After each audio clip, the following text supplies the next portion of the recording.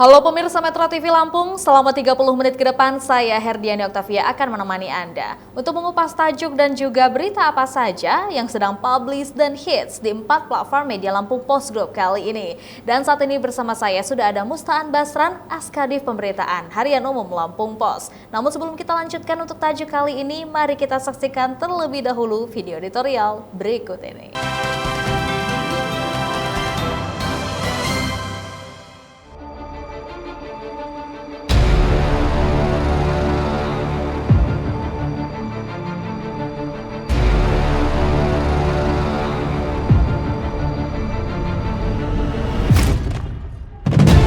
Mencari rektor berintegritas. Rektor merupakan pemimpin perguruan tinggi atau PTN yang menjadi lembaga pendidikan tertinggi sebagai wadah untuk mewujudkan belajar dan proses pembelajaran agar peserta didik secara aktif mengembangkan potensi dirinya sesuai Pancasila sebagai dasar negara Republik Indonesia. Wajarlah bila rektor harus dipilih harus bisa menjalankan lembaganya sesuai dalam Undang-Undang Nomor 12 Tahun 2012 tentang pendidikan tinggi. Proses belajar di sana berasaskan kebenaran ilmiah, penalaran, kejujuran, keadilan, manfaat, kebajikan, tanggung jawab, kebinekaan, dan keterjangkauan.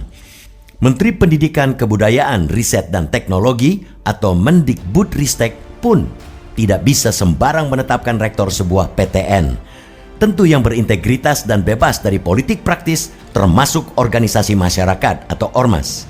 Sebab rektor bakal menjadi teladan dan memimpin sebuah lembaga besar dengan penumpang mulai dari dosen, staf, hingga mahasiswa yang beragam latar belakang. Dengan integritas rendah dan terpengaruh politik praktis, bisa-bisa sang rektor terjerat kasus pidana. Di Lampung, mantan rektor Unila Karomani terjerat kasus suap penerimaan mahasiswa baru jalur ujian mandiri. Komisi Pemberantasan Korupsi atau KPK melakukan operasi tangkap tangan atau OTT terhadap Karomani dan kawan-kawan yang menerima suap dari Andi Desviandi.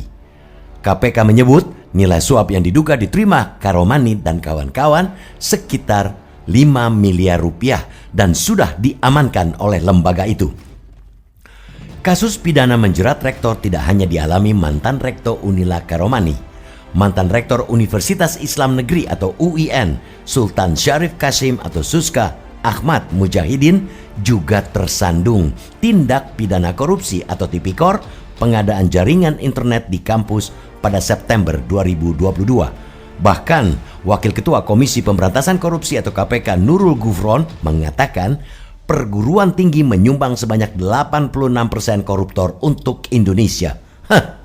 Pernyataan itu disampaikannya pada acara pengenalan budaya akademik dan kemahasiswaan atau PBAK Mahasiswa Baru Universitas Islam Negeri atau UIN Syarif Hidayatullah Jakarta. Kasus korupsi menjerat rektor Unila itu menjadi titik tolak Civitas Akademika kampus hijau di Lampung itu untuk mencari pemimpin baru yang berintegritas. Kini, pemilihan rektor atau Pilrek periode 2023-2027 menjadi pertaruhan bagi masa depan Unila. Para pemangku kepentingan, terutama pemegang hak suara, mesti secara serius dan matang dalam menentukan sosok pemimpin untuk masa bakti 4 tahun mendatang. Setidaknya, ada 8 calon rektor yang ikut dalam pesta demokrasi kampus kebanggaan masyarakat Lampung itu. Mereka adalah Ai Ahadiat, Hamzah, Asep Sukohar, Lusmelia, Murhadi, Nairobi, Marcelina, dan Suharso. Mereka telah menjalani seleksi calon rektor hingga proses penyampaian visi misi di hadapan Civitas Akademika. Setelah proses seleksi caleg berjalan, barulah Senat Universitas Lampung akan memilih mereka menjadi 3. Kemudian ketiganya akan dipilih lagi oleh Senat bersama Menristek Dikti untuk menjadi rektor terpilih Unila.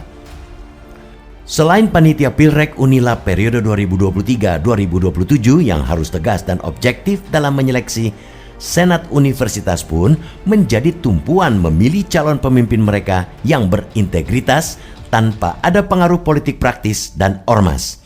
Meski ada tangan Menristek Dikti yang sangat kuat untuk menentukan pilihan pemungkas rektor, tanggung jawab seleksi integritas itu di tangan orang-orang dalam Unila.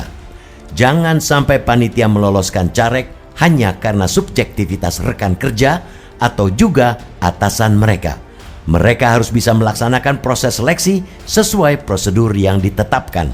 Sebab yang akan dicari adalah pemimpin yang membawa kampus mereka agar lebih baik lagi ke depannya.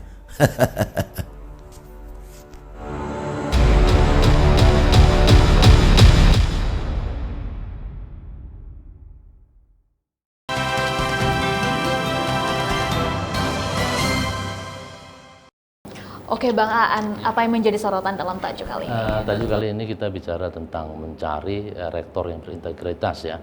Rektor itu adalah pemimpin lembaga pendidikan tinggi.